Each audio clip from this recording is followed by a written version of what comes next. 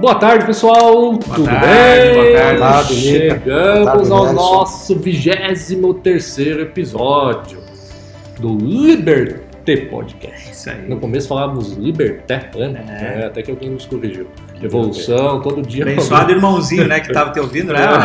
Alguém vai dando os toques para nós. Esse episódio, esse projeto é patrocinado pela Digital Doc, empresa especialista em gestão de documentos. E nós sempre junto com muita honra participando do Liberté Podcast.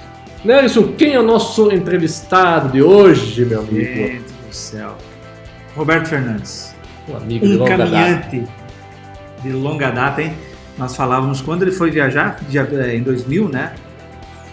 2000, agosto de 2000. E ele fez já 3 vezes o caminho de Compostela.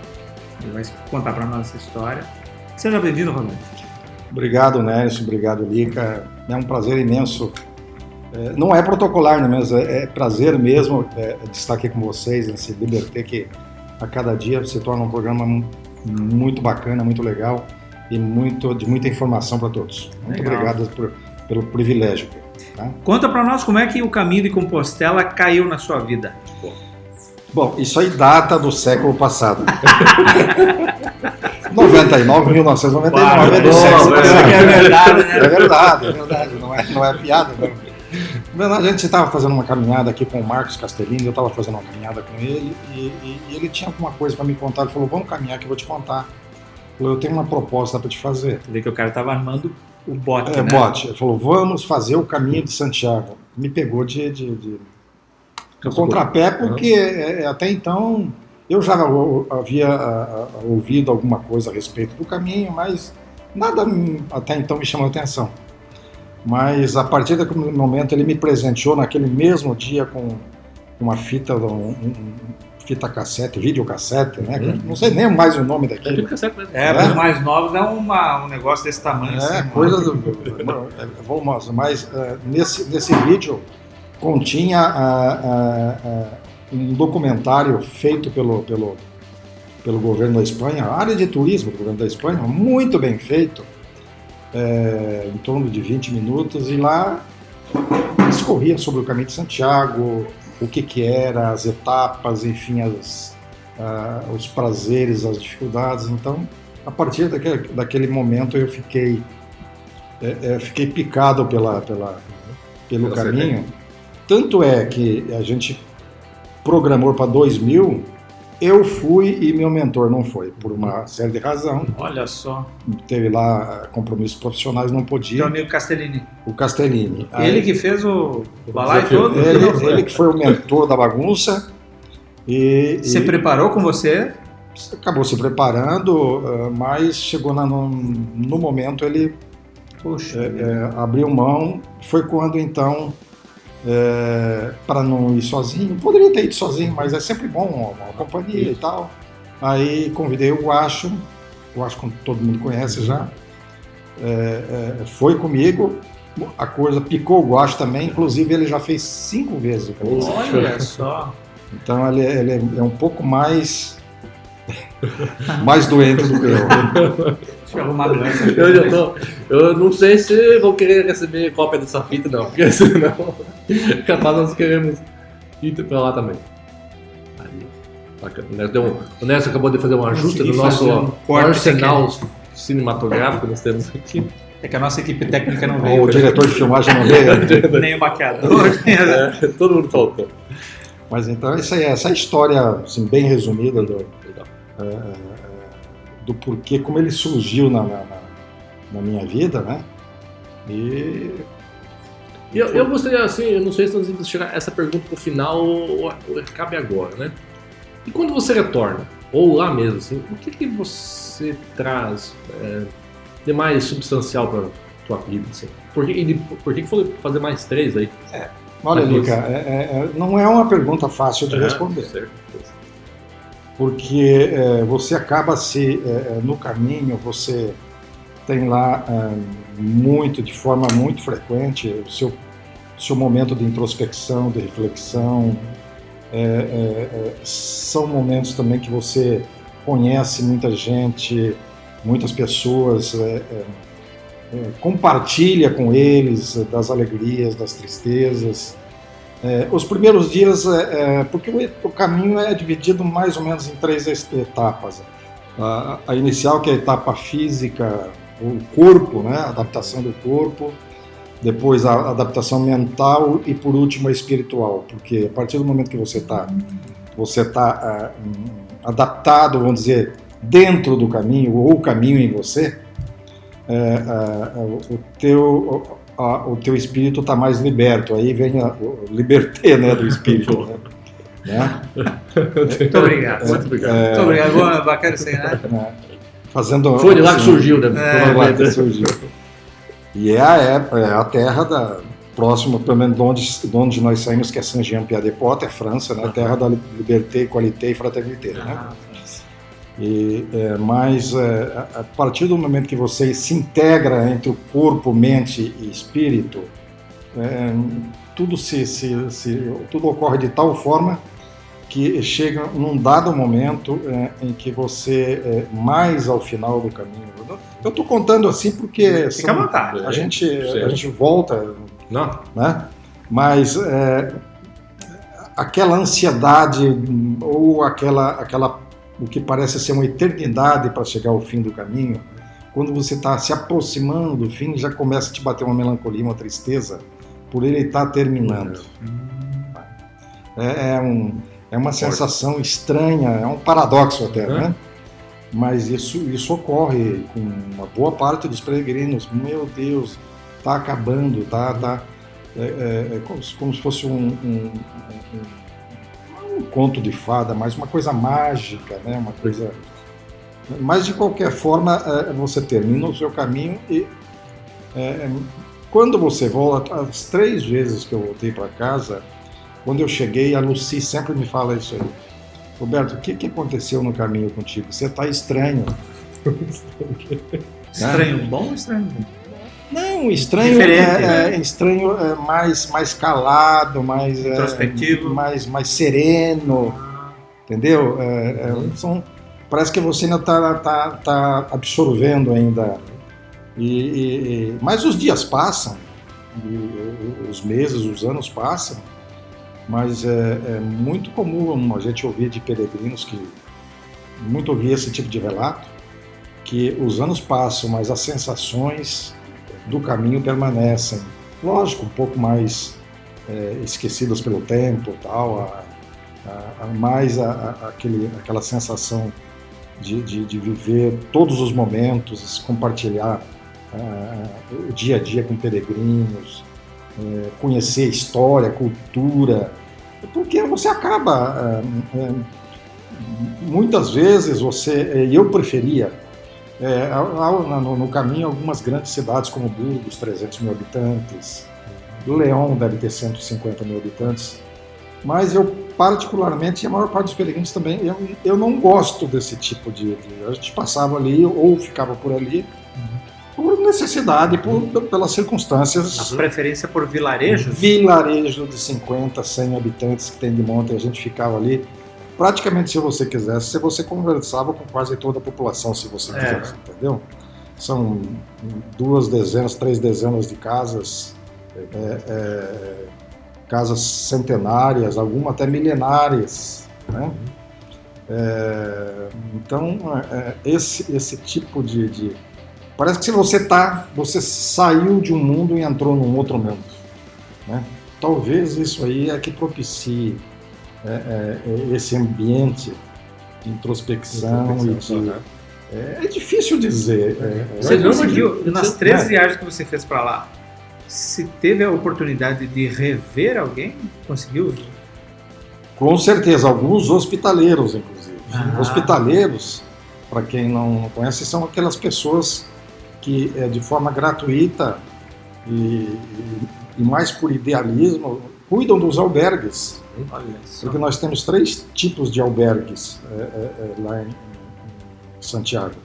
São os municipais, que a maioria deles, quer dizer, são, não todos, mas uma boa parte eles são gratuitos para o peregrino. São bem simplesinho, né? É um colchão ali, sim, um travesseiro e nada mais, né? Nem coberta tem. Bem modesto. Bem modesto mesmo, é a vida de peregrino, que é hotel 5 estrelas, não vá para o caminho. Não é, né? não é lá, não. Vá para o caminho. Não é lá o caminho. Tem esses albergues públicos, albergues privados, que já aí são pessoas explorando a atividade, mas albergues simples também, tem albergues mais luxuosos. Aí vai de cada bolso, de cada gosto, porque nem sempre, às vezes o gostoso disso aí é você estar no meio A convivência. a convivência lá, com o né? peregrino, ser o chique lá, ir lá no hotel X. Existe algumas possibilidades no caminho de você ficar aí em bons hotéis e tal, mas eu particularmente não vejo, o meu espírito seria mesmo para... Lógico, não posso sofrer também, ninguém quer ir lá para fazer penitência, esse não é o propósito do caminho também, né? Mas de certa forma compensa essa convivência com os peregrinos, isso aí é fundamental, cara. Isso aí então são tantas situações. O caminho, para começar, ele nada pode ser programado, acontecem coisas. Nós estamos comentando sobre 3 vezes que eu fiz o caminho. Nenhuma não se compara uma caminhada com outra, porque as situações vão mudando, os acontecimentos, os albergues, enfim. É lógico que tem lá toda as cidadezinhas, eu já conheço as cidades. Às vezes, comentando com o Guacho, eu falo, aquela cidade tal, ali tem a curva para a direita, ali tem a curva para a esquerda, já passou tantas vezes, ou pelo menos pesquisou muito, né? Na verdade, eu pesquisei muito, né? Então já possibilitou, então me é familiar isso aí. Que, na verdade, sempre me dá saudade. Aquilo que é familiar para qualquer ser humano acaba trazendo saudades, né? Aquilo que você já viveu, quer seja no ambiente familiar, de amigos, da própria sociedade. Então, aquilo parece que passa a fazer parte de você, integra, é parte da sua vida, enfim. Então, pelo menos a mim entristece a possibilidade de não ver mais. Você entendeu? É como se você dissesse, olha, eu tenho meu amigo, a minha família lá, em tal lugar, mas eu nunca mais os verei. Então, você entende essa talvez aí eu possa até justificar essas 3 vezes que eu fui e que eu espero que não seja a última. É uma relação já de pertencimento, né? Isso, ao caminho, né? Pertencimento. E veja assim, o primeiro faz 20 anos, né? 20 anos, foi em 2000, né? Na época, a internet mal se engatinhava. Então, a tua fonte de informações era a fita cassete, foi realmente muito mais aventura hoje em dia. Outros livros, né? Quem sabe? Sim, pouquíssimo. Eu li 2 livros do caminho na época. Um tal de Sérgio Reis, que foi muito bom. Diário do Mago. Não, esse eu acabei não lendo na época. Ele foi escrito no caminho também, sim, né? mas a abordagem do Paulo Coelho é muito bonita e tal, mas era mais um místico, né? Isso. Então ele não te oferecia material que ajudasse você poder completar o caminho. Fazer outra... Então, aqueles livros que eu li já me ajudaram, me auxiliaram, me deram assim um norte mesmo, literalmente me deram norte para fazer, que é feito o caminho pelo norte mesmo, né? E por isso que você fez um livro também, então? Daquela primeira... Presta aqui. É verdade. Daquele primeiro... Vamos exibir em tela. Daquela primeira epopeia lá, resultou um livro que eu acabei editando ele, inclusive com a ajuda do Lica aí, que ajudou a capa e as conchas. A capa, as conchas, é tudo Mr. Lica, isso aí, tá? Depois de 20 anos eles estão... Isso aqui é você na foto? Sim, sou eu, na Cruz de Ferro, né? Esse aqui é o caminho de ponto de chegada. Esse aí é uns 150... Essa aí tem uma história bacana, viu, Nelson? Essas pedras em volta desse mastro, dessa Cruz de Ferro, são pedras deixadas pelos peregrinos. Tá. E ela tem um valor simbólico assim bastante grande, que cada um leva uma pedra de casa e depois deposita aos pés da cruz de ferro, simbolizando lá os seus fardos na vida, deixar para trás os seus pesos, as suas...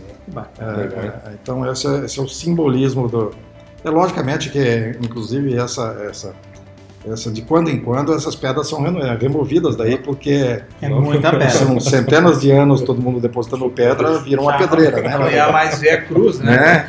Daqui a pouco engole toda a cruz. Então, mas é uma simbologia muito bacana. Ela está num local bem alto, e a gente avista essa cruz de ferro de muito longe, né? Então é muito bacana nesse sentido. E você foi... Em que momento que você decidiu que vou fazer um livro também, né? No retorno, depois de algum tempo, ou já durante... Ou já foi com a ideia? Com a ideia, ou... Bom, boa pergunta essa aí, viu? Na verdade, eu não fui com esse intuito. Mas quando eu cheguei, vendo nós chegamos em Saint-Jean, que é o local de partida, no dia anterior, que foi dia 26 de agosto, me parece, de 2000. Eu vi tudo aquele movimento, aquela coisa toda que envolvia o caminho, as pessoas comentando, e dá para entender porque praticamente o espanhol, né? E o nosso portunhol vai bem também, vai embora, né? Vai embora, não tem problema. Aquela história, aquela coisa toda, eu falei, nossa, é muito pouco para passar só e não ficar nenhum registro. Então eu acabei comprando uma cadernetinha pequenininha e cada dia eu anotava os principais tópicos. Falei, vou transformar isso aqui num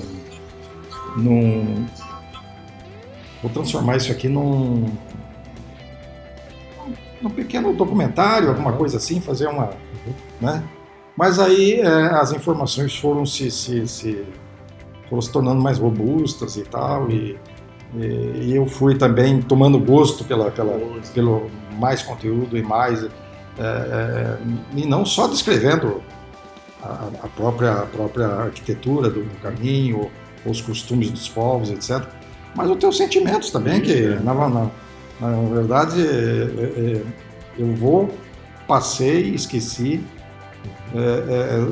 e às vezes para você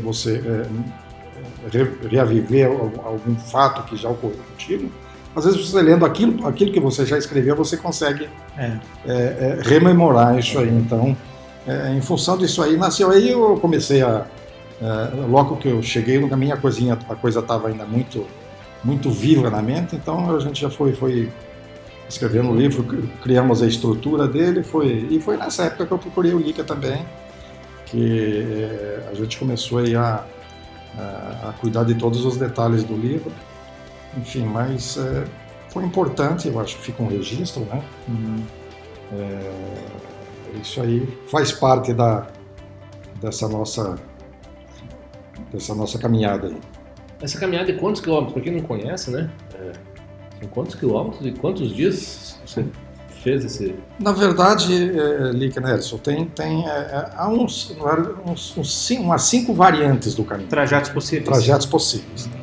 Mas o mais famoso, o mais clássico, vamos dizer, é esse aí, que sai lá da França, Saint-Jean-Pied-de-Port, e vai até Santiago de Compostela. São 820 quilômetros, né? Você fez as 3 vezes o mesmo? As 3 vezes o mesmo caminho. Né? E as 3 vezes conseguiu fazer no mesmo tempo? Boa pergunta de novo, Bryson. Com 48 anos, a gente fez em 26 dias. 26 dias. Com 59 anos, nós fizemos em 30 dias. Não mudou muito, não. E com 64 anos, aí que nós fizemos a última, já levamos 32 dias. Porque há uma diferença não só de condição física, mas a gente vai amadurecendo com o tempo e a gente vê que a velocidade você ser muito correr atrás de chegar, de fazer quilometragem por dia, te tira de você a possibilidade de reflexão. Você tira o foco. Tira o foco da... No começo você falou assim, quando estava chegando próximo ao fim, você vinha melancolia, já estava terminando. Então, certo. Se eu conseguir retardar um pouco, eu aproveito muito mais, né? E eu aproveito mais, porque senão eu torno isso aí uma competição atlética, e não é o propósito. A propósito é eu caminhar na minha velocidade, velocidade do meu corpo, e como tem gente que caminha mais rápido, mais lentamente, assim é o ser humano. Você conseguiu ter essa clareza no primeiro caminho, não, né? Não, foi... No primeiro tu tem que passar e chegar lá. Chegar não é assim? É um desafio, né? Às vezes os próprios peregrinos te puxam para isso aí, sabe? Vamos para frente. Para cumprir o cronograma. E tal, o albergue vai ficar sem vagas e não sei o quê. Porque no primeiro caminho os albergues eram restritos, vamos dizer assim. Agora em 2000. Isso em 2000. Agora está repleto não há mais esse perigo, entendeu? Perfeito. De dormir ao relento não tem mais problema. Não tem problema, você não vai dormir, jamais vai dormir ao relento, jamais vai ficar sem hospedagem. Alguém vai dar guarida? Alguém, olha, com a generosidade daquele povo lá, com certeza, até a casa deles você já poderá dormir, né? Então, nós dormimos no primeiro evento. Um padre nos acolheu na igreja, nós dormimos na igreja, dentro da igreja não tinha mais albergue. Ele estendeu para nós lá, para mim e para o Guache, mais uma meia dúzia de peregrinos, estendeu os colchões ali e falou, dorme aqui, pronto, dormimos lá. Então não tem essa é a cultura daquele povo, já cultura, isso, né? a recepção, são todos povoados pequenos que na verdade vivem em função do caminho. Não é que eles estejam sendo comerciantes ou estão também, mas estão sobrevivendo, mas acima de tudo eles estão sendo generosos, né? E a gente percebe isso aí, não é aquela... vou te falar que eu comecei a voltar nas memórias quando eu li o livro a primeira vez, a vontade de fazer o caminho já era grande. Aí tu começa a escutar... A Matá vai assim, acho que tá chegando, talvez é o momento, né, pra se pensar, né? Eu acho que se o caminho antigamente ele era religioso, é um caminho de criação religiosa da Igreja Católica, invasão dos mouros, etc. e tal, aquela coisa toda. Mas ele acabou se transformando. Hoje você vê gente de todos os credos, ateus. Por quê? Porque ele é um caminho espiritualista também, sensorial. É um caminho que te se não equilibra, mas não é para voltar santo. Ninguém volta santo, ninguém se torna santo, né? Mas, de certa forma, te dá um pouco mais de equilíbrio na vida, um pouco mais um encontro consigo mesmo, né? Consigo mesmo, a possibilidade de você aprender a conversar contigo mesmo, isso é muito raro na vida da gente. Às vezes eu falo por mim, não posso comentar nos outros, porque às vezes ou você está no trabalho, ou está numa atividade, ou está nessa... Mas tempo para reflexão é difícil e numa caminhada isso não tem melhor cenário para que isso ocorra. Não tem. Ainda mais num ambiente como esse, né? Que você contempla tudo aquilo ali. Há 1000 anos atrás tinha gente que vivia aqui e continua vivendo. Aí você questiona o teu dia a dia, o porquê dessa... Não que com isso aí você esteja... não vou parar de lutar. Não, a vida profissional continua, tudo continua, mas a forma de ver talvez tenha que ser um pouquinho mais humanista, mais nesse sentido. Então, porque a tua presença nessa terra. Nessa terra, às vezes, qual o seu propósito? Já fez essa pergunta para si? Às vezes a gente não faz essa pergunta. O único propósito não é você ganhar dinheiro, às vezes, né? Eu não posso generalizar, que eu não posso responder por outras pessoas. Mas eu tive um tempo na minha vida que eu falei, não, eu quero ganhar dinheiro. Gente, mas não é isso aí, o tempo vai passando e aí vem aquela inevitável pergunta, você chega aí num determinado tempo da vida, Eu vim aqui para quê? Né? Isso mesmo. Entendeu? Roberto, vocês na caminhada, os peregrinos, eles encontram eventualmente com turistas, com pessoas que estão lá para tirar a foto, que não estão fazendo o caminho. Encontram, assim, raramente, né? Sim, mas a pergunta que eu quero fazer, quem sabe um pouco fora do... Qual é a atitude que você percebe do turista e do peregrino no mesmo caminho? Você percebe uma diferença de atitude? O peregrino, ele está lá com uma atitude frente àquilo, o lugar é o mesmo. E o turista, outra. Ele vai lá, quer tirar uma foto e... Ele quer registrar, né? Na verdade, porque esse maior volume de turistas se dá em Santiago, né? Em Santiago nós temos milhões de turistas que chegam via aérea, né? Ou de trem, né? Então eles têm um foco mais no registro, não que eles não interajam mas eles não viveram aquele... E eles não estão presentes em todo o caminho.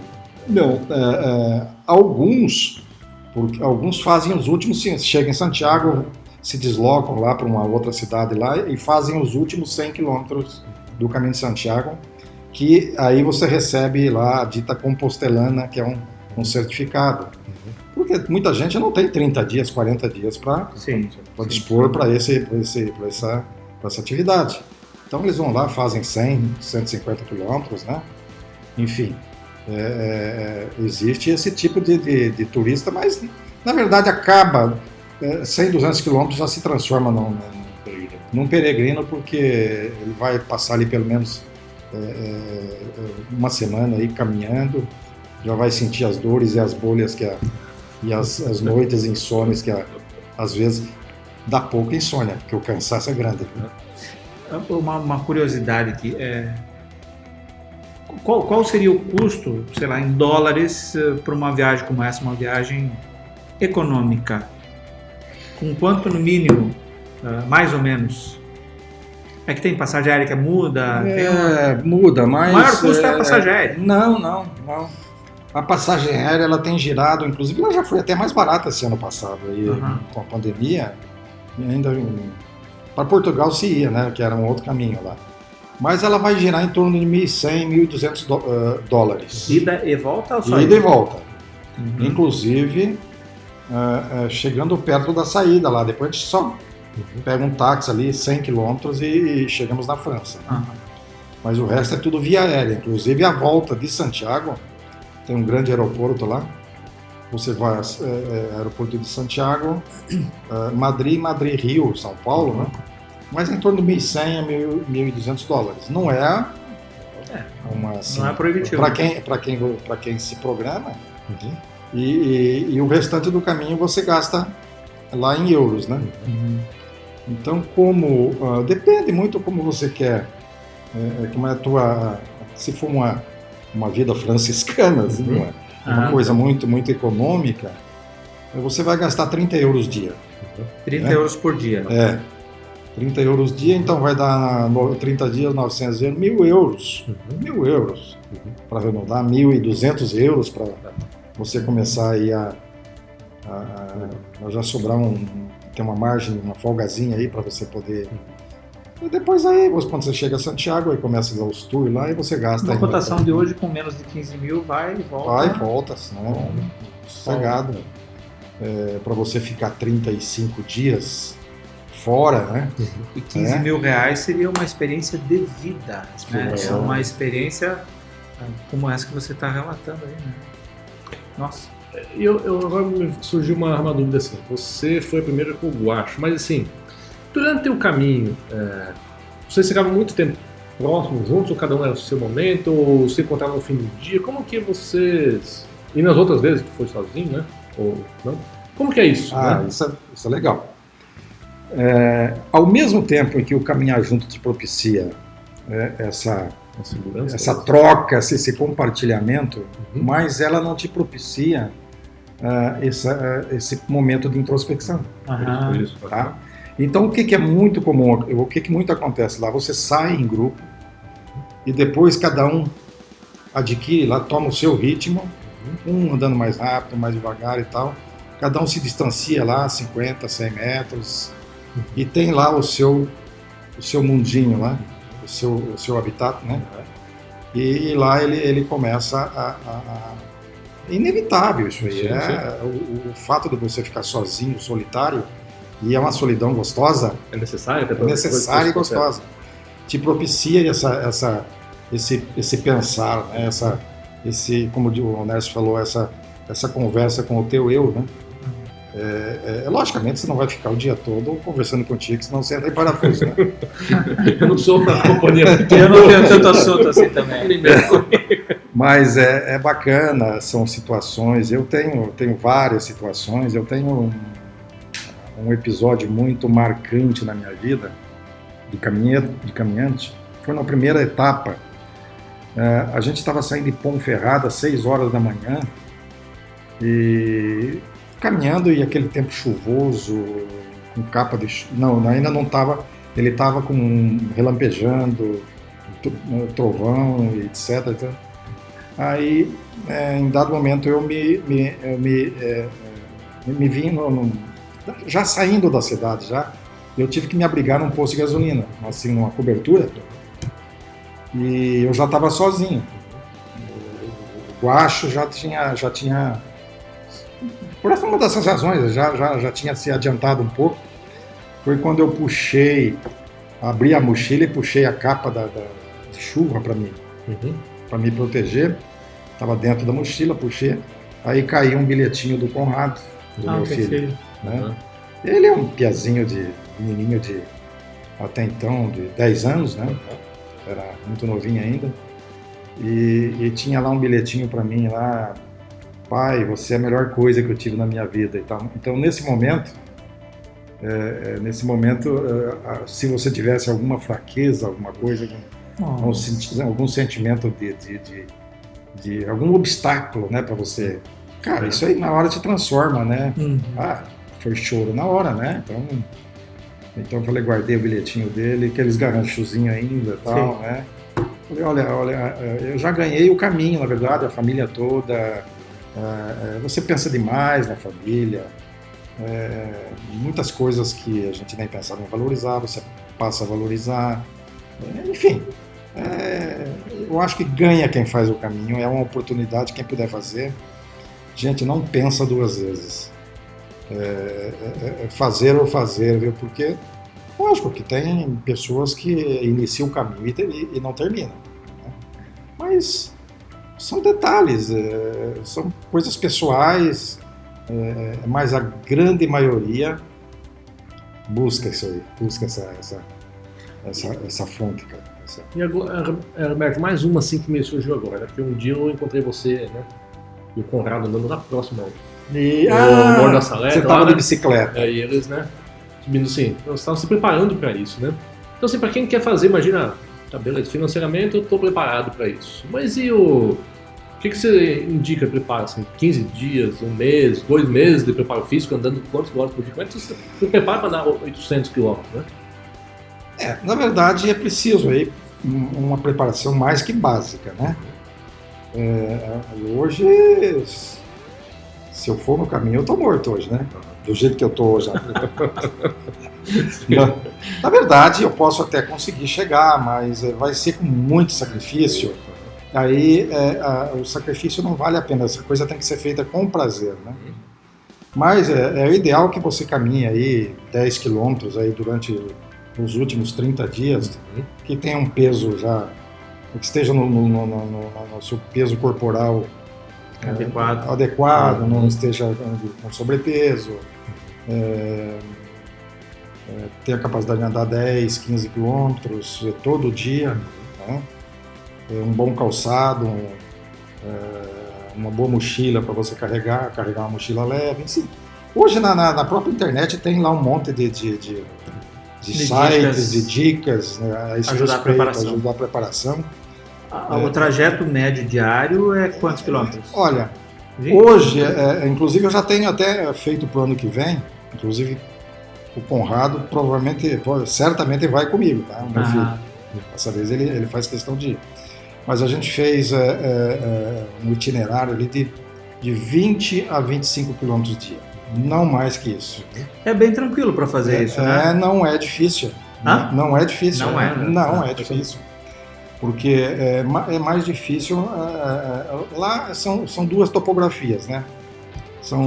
Quando você sai é muita montanha, nos Pirineus, etc. Tá?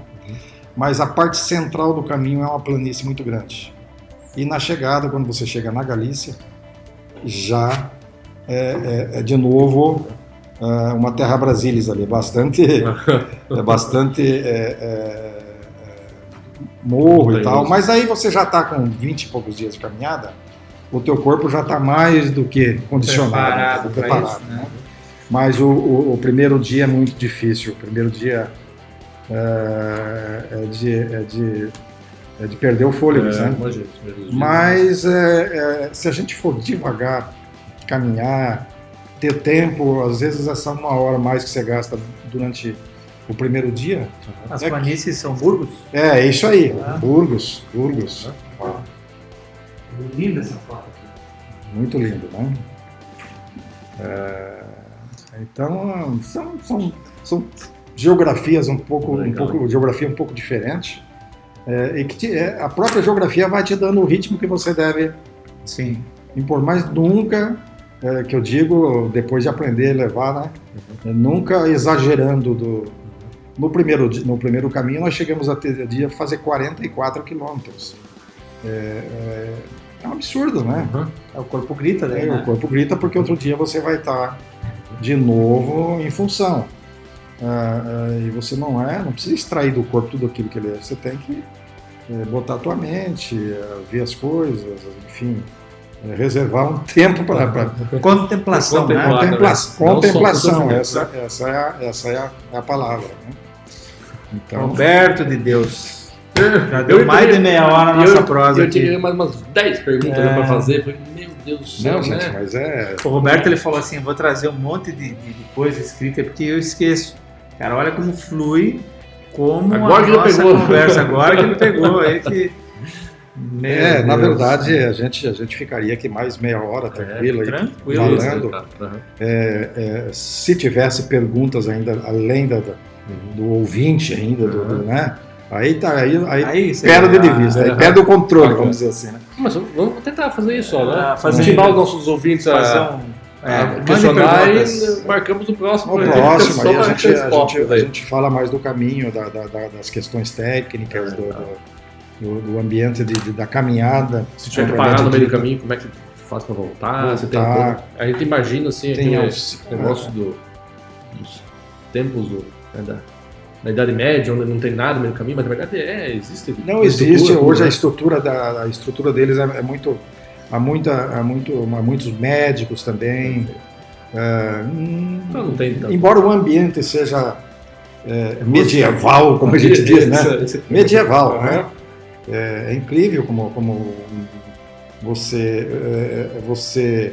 chega num local lá, é como se estivesse assistindo um filme de viking.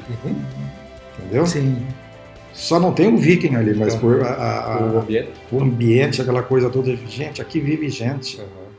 Então é um choque às vezes para nós como pessoas citadinas aí que moram em cidades aí, Medianeira, que não é muito grande, mas enfim, que estamos rodeados de metrópole aí, de cidades grandes, e nos deparar com isso aí transforma, é um elemento transformador com certeza, e vai ser tomara que desse programa aqui, eu tenho certeza, inclusive, com a provocação de vocês aí, surjam aí N peregrinos aí que possam amanhã depois voltar aqui quentinho, dizendo assim, cheguei do caminho ontem ou anteontem. Legal, não me ameace. Não me traga aquela fita de cassete, pelo amor de Deus. Lica, quais foram os insights de hoje?